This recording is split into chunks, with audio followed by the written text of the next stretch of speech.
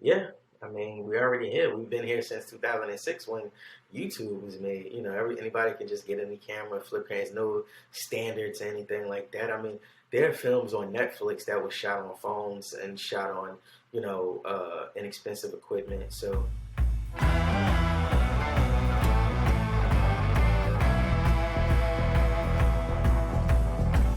okay, my name is Al-jalil Williams. I am a 35-year-old filmmaker from North New Jersey in America.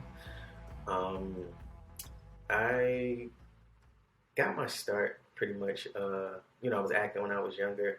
I was influenced by my uncle, and he was in a few films. Juice, Lean on Me, Fat Beach. He was in movies with Tupac and Samuel L. Jackson and Morgan Freeman. And I thought it was cool at first because one day we was on our way to North Carolina and we stopped at a McDonald's off the highway, and there was kids in there, and they ran out. They came back and um, they ran out. We didn't know why they ran out, so we ordered our food, waited, and they ran back in with a whole bunch of people taking pictures, well, asking for pictures and autographs, and I kind of got pushed, and I saw the love that he got. So that's what really inspired me was the love and the fame. But being in plays when I was younger, I could have loved, the acting bug. I fell in love with it, and in high school, I wrote a script, wasn't able to produce it, and after high school, I went on I was an extra in a few things, but I went on some auditions, and wasn't getting called back. So instead of waiting for somebody to open the door, I made my own door, and I started writing and producing and directing my own stuff. And I'm leaning more now towards the director side of things and the writer side, and opposed to the acting. I'm not opposed to the acting, but I'm leaning more towards the directing and writing side. All right. Have you been to film school? No, I wish I could afford film school. Out here, film school, New York Film Academy is about. I would need about $100,000 to take a full year off of school. That's to pay for school. That's to pay for my apartment and bills and things like that, and transportation to get back and forth because I've been to the school and asked about it, and they told me that you can't really have a job even with the 1 year program. And if I was blessed with $100,000 right now to go to school and to pay for to take care of my responsibilities, I would do it in a heartbeat. I start in January and you know finish out the year in 2023. I'll be certified. About your last project, it's a short film. I think it's. How did you get inspired? Can you tell us what it is about? Okay. Well, my last project is called The Word. It has been in three different film festivals, um, and in the pandemic world, I couldn't really go there because everything is all online now. Hopefully next year or this year, everything will rotate. But it's called The Word. It is about two friends, a black friend and a white friend, and they the black friend decides to sell his rights to the N word to his very wealthy white friend, and the film is pretty much about it's a 2 week trial period, and family is asking about things, friends asking about things, so both of them are just trying to figure out, is it the right thing to do, should we go through with it, and things like that. I mean, I got inspired because being a black man in America, the N word is like the little bit of power that we have. So, I was thinking like, I was kind of broke. I'm like, damn, if I could sell my rights to somebody, I would. It's unrealistic, but so is Marvel. So I don't think it should be a problem. Just think about the content and the subject matter, and not if it can really happen. Okay. And how did you prepare to do this film? Well, uh, I actually wrote it as a feature and broke it down as a short because of financial reasons. A lot of my films, I tried the crowdfunding, never worked. I don't. I think the most I've ever raised was like $110. So typically, what I'll do is I'll pick up extra shifts at work, and do other things, sell some like game systems I'm not using at the moment, and save my money, and then hire the crew, and well, cast after the script is done, of course, go through a few drafts, hire the crew, and uh, get it going. I mean, it took a few weeks to get everything like finalized because somebody dropped out because the first run, I hired somebody, gave them a deposit, and he stole it. And, I had to find somebody else, but couldn't find anybody in those 3 days from the time he stole it and disappeared to the weekend we were supposed to film. So we were supposed to film, and one of the actors had another gig for the next weekend, so I had to cast again, and it was a bit much, but we got it done, and we were supposed to film in 2019, June of 2019, but we ended up filming in September because I had to find new crew and cast. Some of them dropped out, and you know how it goes. I mean, people get booked and they can't do it. So Okay, you have yeah, different. I think you have maybe you may have some anecdotes to tell about it, but if you want to go ahead, go ahead. But I can ask later if you want. yeah, I don't know. Uh, it was just traumatic. That's all I can say about that because I wasn't expecting to have. I've produced 12 films before, 11 short films and one feature film. And I typically hire a crew because I was in a lot of them, so I couldn't be behind. Well, I was still directing, but acting, and uh, it was just a little tough to have somebody steal from you. Um, and I'm not gonna say their name or anything like that. We went to court about it, and they still haven't paid me back. But you know, um, that was kind of a bad experience, and I like to keep my word in life in general. So if I say we're gonna do something, especially like a lot my films, like we have contracts and everything like that. Let's I stick to it, give deposits to people, and make sure everything is done up and up. Can you tell me about the camera and the video editing? Okay, so um, the last few projects used the Panasonic G85.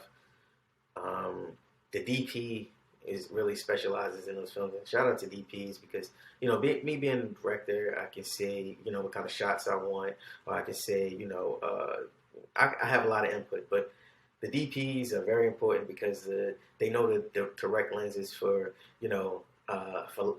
what's the best for this particular area. Okay, we're in here is not well lit, so I can set the lights up over here, but we'll use this lens and we'll use a prime or we'll use a zoom or wide and all those kind of things. And I know some of it, but I don't know a lot. And it was filmed actually in two different softwares. It was filmed in Final Cut and Premiere Pro.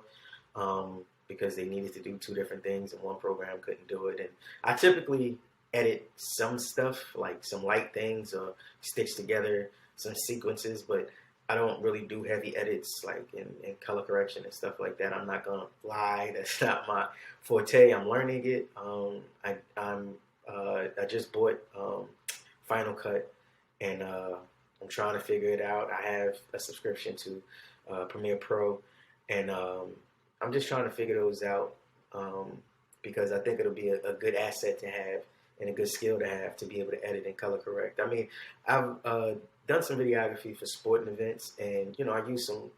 That's super easy. It's not really too much color correction. It's anybody can do some slow mo or effects and add some pop and some things, but it's I typically leave that to the crew that I hire for the editing side and.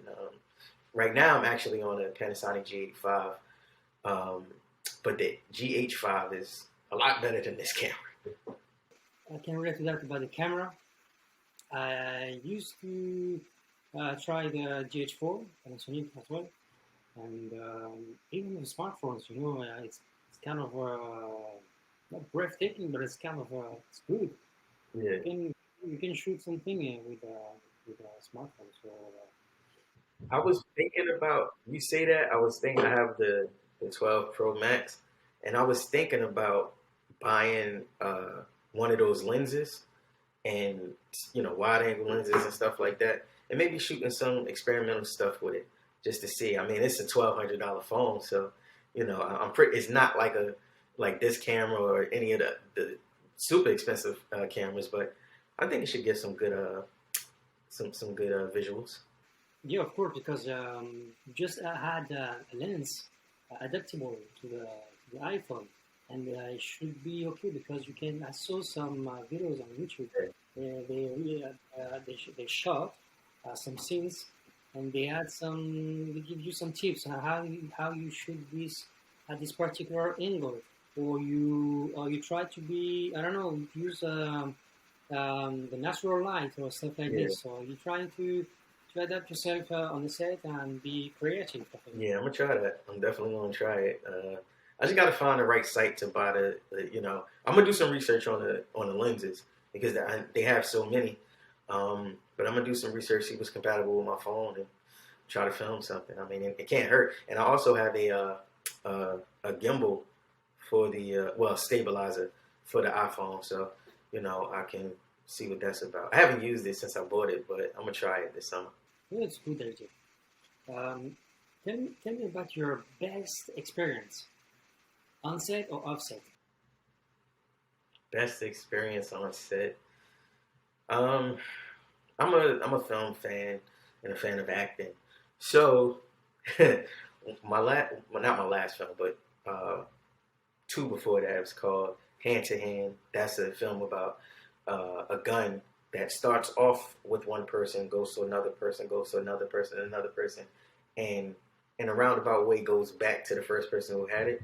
And a few times, like being a director and excited about acting, sometimes when actors give like a really good performance, it's hard to hold. It's tough to hold it in because you're excited and it's like that's what I saw when I wrote it.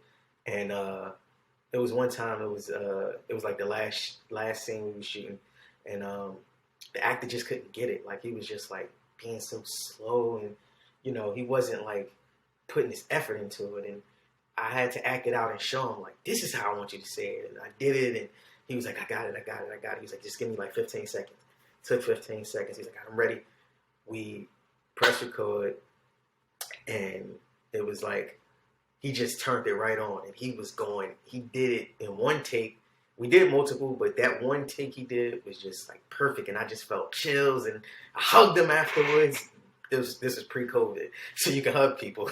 So I hugged him, and I was like, "Yeah, that's what I'm talking about. This is what I saw in your audition," and he was happy, and it's still one of my favorite scenes of anything I've ever shot because of the excitement and the energy he gave after the pep talk. Okay. Um, I forgot to talk to you to ask you about the.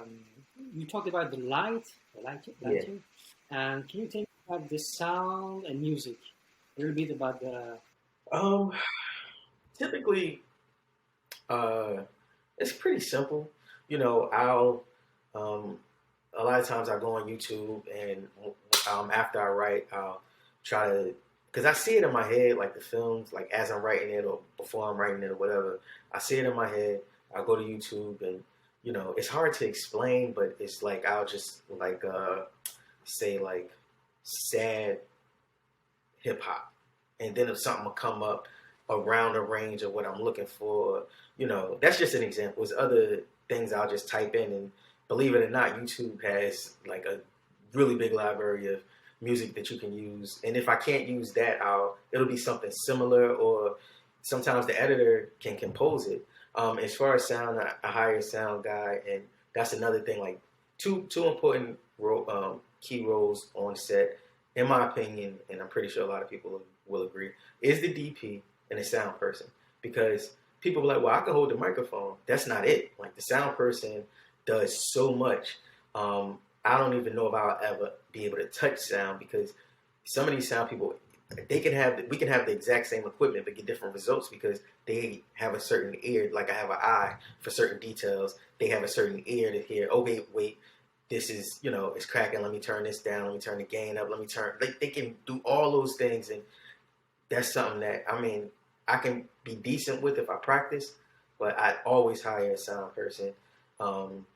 Because no matter how good the visuals is, no matter how good the story is, if the sound is bad, then GG, man. You're definitely right because sounds it's like 50% Yeah, of the film, yeah. and the rest will be the rest, of course. The only time sound doesn't count if you're doing a silent film. If you're not doing a silent film, sound is definitely important. Got to invest in that. Right. Uh, you've always wanted to do this job, but can you make a living from your passion? I believe so. Um, I believe I'm on track to uh, make a really good living doing it. Um, you know, this is like any other industry. Well, not any other. Let me take that back. This is like most industries where it's about who you know, and making those right connections means a lot. Like you can go from like me, I'm an amateur filmmaker, right? And I'm realistic. I haven't done any major projects, anything like hundreds of thousands of millions of dollars. Well, hundreds of thousands still wouldn't be considered a major project in Hollywood, but it would be to a person like me.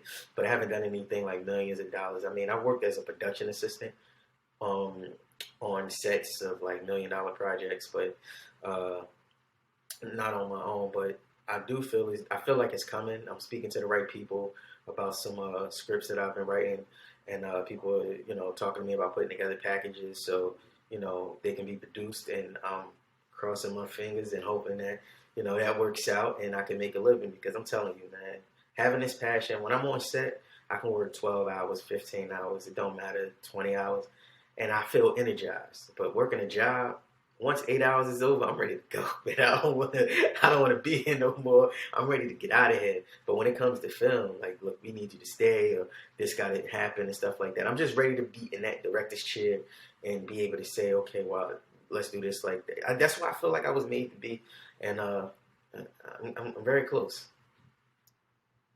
You talked about the crowdfunding. Can you tell me more about it and the fundraising as well? Wait, say that again? Uh, you talked about the crowdfunding and Okay, the. okay. Can you tell me Well, more about it? well, I mean, I really don't have too much to say about it because it was never like I tried it 2 times, and both times was very unsuccessful. One time I got $65 or $60 or something like that, and the next time I mean, crowdfunding. A lot of people are successful at it. I just don't know how to promote it. Like if I was able to do it the correct way, I would crowdfund a lot of different projects and get them made. But crowdfunding for me was not successful. I have no idea what I'm doing. All I did was make some videos, uh, wrote some stuff in the description, and shared it with friends and family. And most people just looked at it and didn't donate or do anything and stuff like that. And I'm not mad at them or nothing like that. But for me, it just wasn't successful.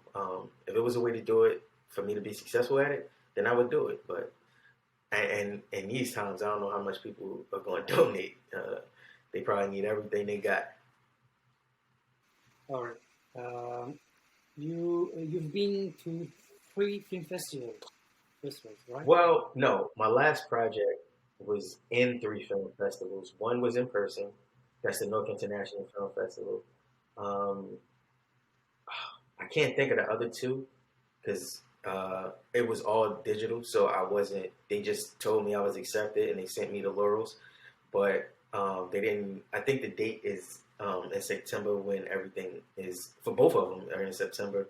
And my last film before that, Hand in Hand, was also in the North International Film Festival. So I have 2 films in 4 separate film festivals. I mean, I guess if it's a different year, it's a different festival, right? So, 2017, I was in the North International Film Festival, and 2020, I was in the North International Film Festival, 2 different films, and then there's 2 other film festivals for this year that I'm in.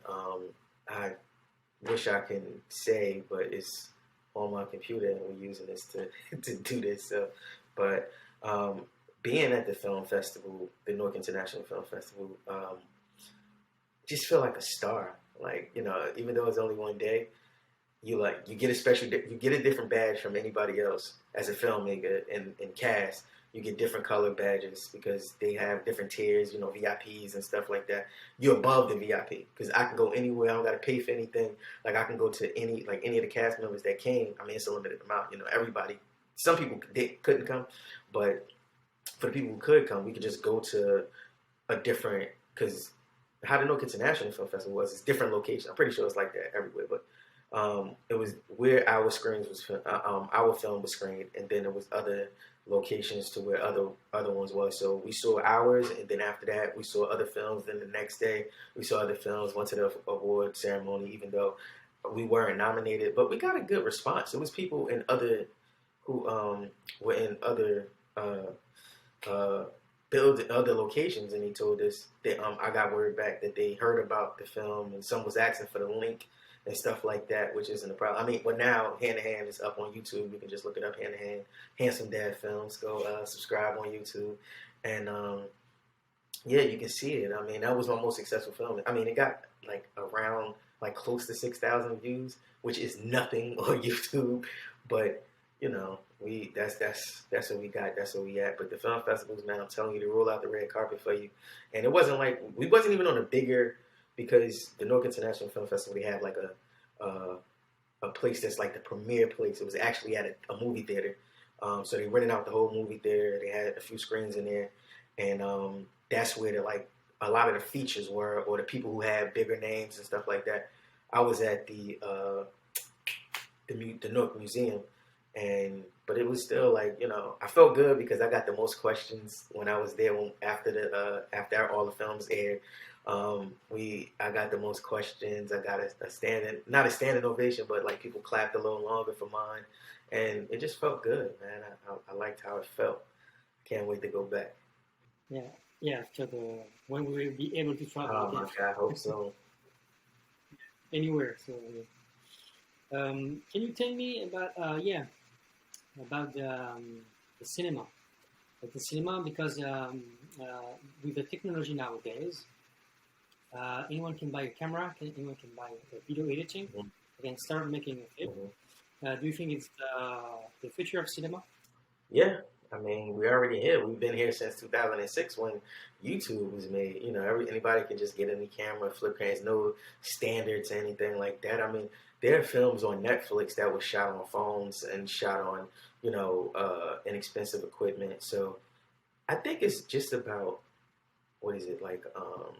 I think it is the future of cinema.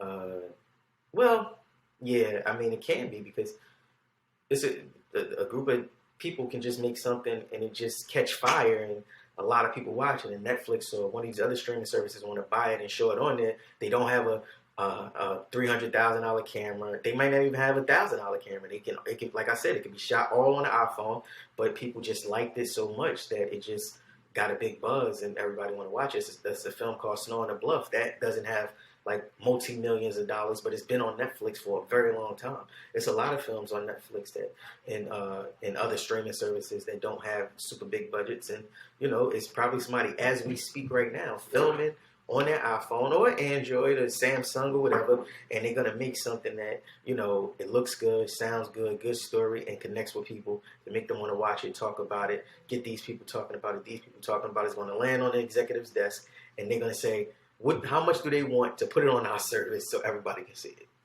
So you partly answered it. But, what do you think about the cinema currently Yeah, nowadays? I mean, Could be in America or in Europe or anywhere. So, what is your thought? um, I mean, I think that it's evolving. It's telling different stories now. Uh, One thing I do hope that they just start letting new people get a chance. I mean, not saying that after 25 years your career is done, but you know, you earned your lifetime achievement award. Hopefully you saved your money, but let some new people come in. And when I say new, I don't necessarily mean young. I mean like new people, let new writers come in and tell different stories. I mean, how many more times are we going to see Batman's parents get killed? How many times are we going to see Uncle Ben die? Like, you know, how many times are we going to see some of the same stories by the same people, just with different actors? Like, I think it's good and it's going towards a better place, but I think we just need fresher stories and fresher people to get different feels. I agree. Yeah. Uh, if you have the opportunity to work with someone, who could it be? Um, I mean, it's a long list of people who I can work with. I would want to work with Martin Scorsese, Oliver Stone, Steven Spielberg, Tyler Perry, um, Spike Lee, um, Ryan Coogler, Michael B. Jordan, Viola Davis, Angela Bassett, Denzel. Like it's a long list, but let's just say I'll narrow it down. All right, as director, I would choose Spike Lee. No, yeah, I choose Spike Lee. As a director, I choose. As a writer, I choose Ryan Coogler.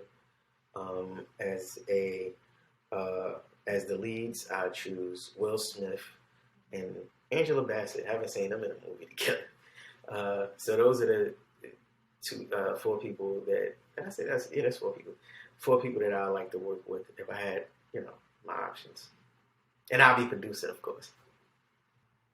Okay, okay. Because I was like, if you choose Spike Lee, so you will be the actor. So No, I you know, produce it. I, who could it, who could it be? So okay, so you will be the producer, of yeah, course. yeah, executive producer. Okay. Uh, Tell me, as a filmmaker, what do you wish in the short, mid, and long run? For myself, okay, Yes. okay. Short term, I wish to meet someone who can change my life, save my life, get me in the film industry full time, as as either a writer, producer, or director, or assistant director, co-writer, whatever, assistant producer. I mean, associate producer. Move my way up to the top. That's short term. Like let's just say 2 years.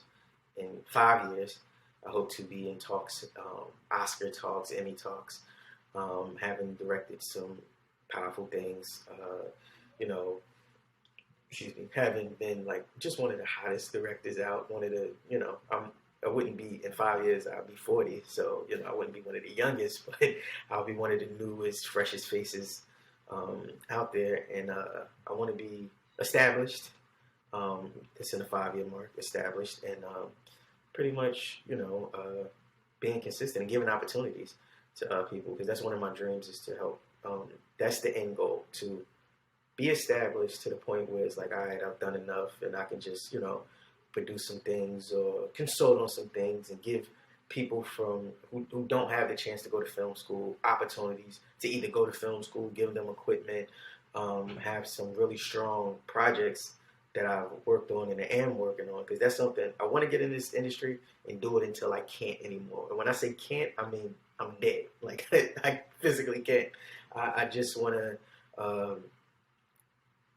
tell stories in different ways and make my mark. I want to be one of the people talked about, and I hope this doesn't sound wrong because I love being a black man, but I don't want to be known as one of the best black directors or black writers. Like that's like putting an asterisk next to my name. I don't want that. I want to be just one of the greatest because if you think about Denzel Washington, you don't say, "Oh, he's one of the greatest black actors." You say he's one of the greatest actors. When you think about Michael Jordan, you don't say he's one of the best black basketball players. You say he's the best basketball player or one of the best basketball players that ever played the game. So I'm hoping I'm speaking this into fruition, but my end goal is to have done so much and helped so many people because I want to help people.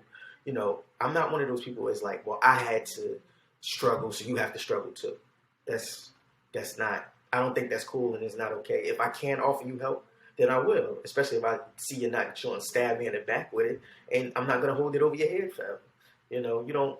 Yeah, I'll just go over it again. Short term, get in the industry full time. That's the next 2 to 3 years. 5 years, I want to be established in talks of, Oscar talks and being one of the greatest directors and doing some of the projects that I've always wanted to do, be able to connect some of the actors and people that I wanted to work with forever. And 10 years and beyond, I want to be, you know, just one of the top names. Like, when I come out, people know that it's going to be a great film.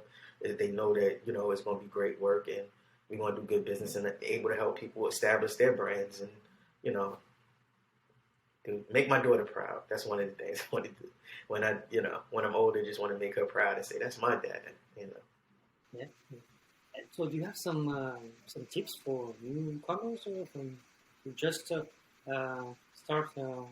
making a film? I have a few. If you can go to film school, take some classes. do whatever you can do. And I know that's coming from a person who didn't, but if I had the opportunity or the money, I would do it today. I would do it. So do that. Find some books. Find people, if you don't like to read, some people don't, find some audio books. Or if you don't want to do that, find some people on YouTube.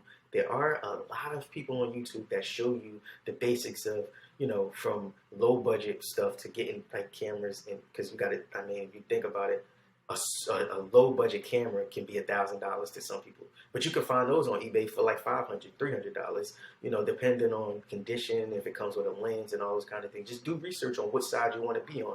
If you want to act, do research on that. Again, there's free stuff online everywhere. There's YouTube videos and stuff like that. If you want to write, classes, practice, do it on your phone, do it wherever you want. Like, you want to direct. You can start with your phone. You got a nice, if you got an iPhone or a nice Samsung or, one of these other good phones, start with that. You can just shoot something. Shoot something. You got an iPad, just shoot something and then start messing around with editing. And, because being able to have those skills in your repertoire can save you some money and it can help you, establish the look that you want. So even when you have the money to pay somebody else, you can say, this is an example of what I want. Do it like this, because you may be too busy doing other things. So research, practice, implementation.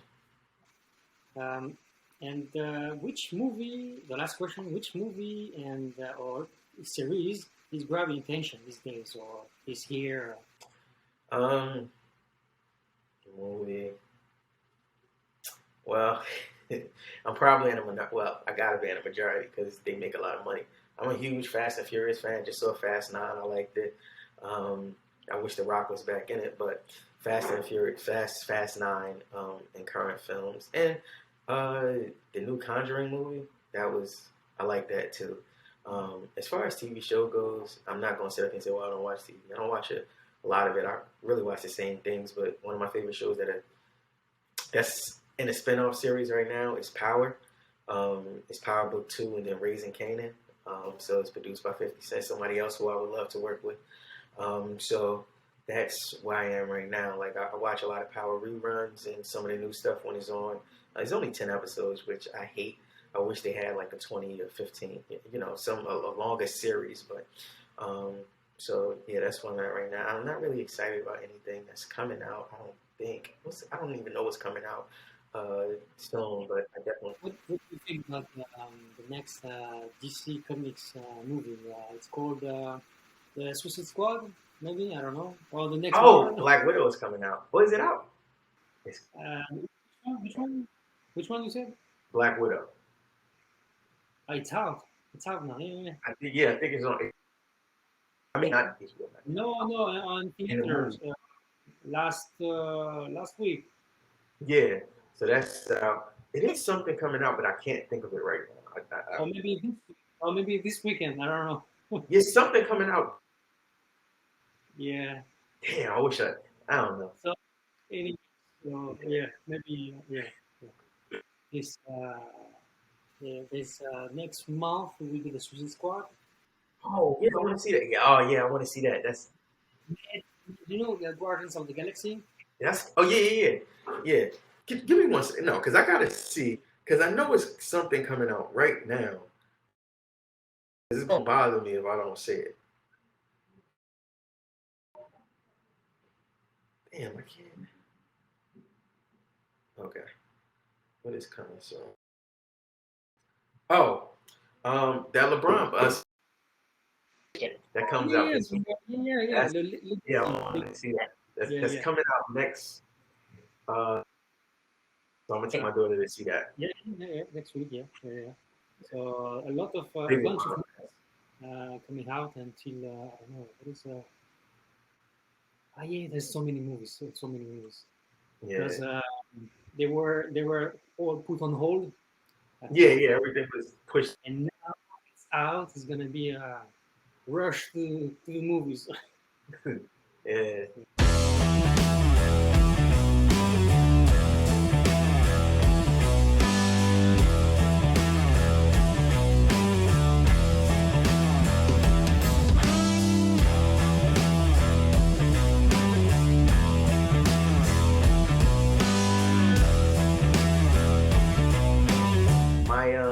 YouTube is Handsome Dad Films, spelled everything spelled correctly.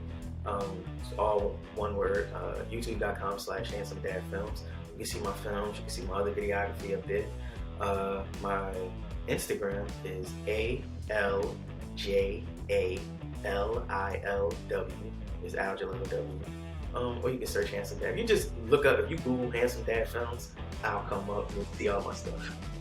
If you can, subscribe to my YouTube and watch some of my films. Let me know what you think. If you hate it, say, well, no, this could have been better, that could have been better. I'm open to criticism. Just don't be a jerk.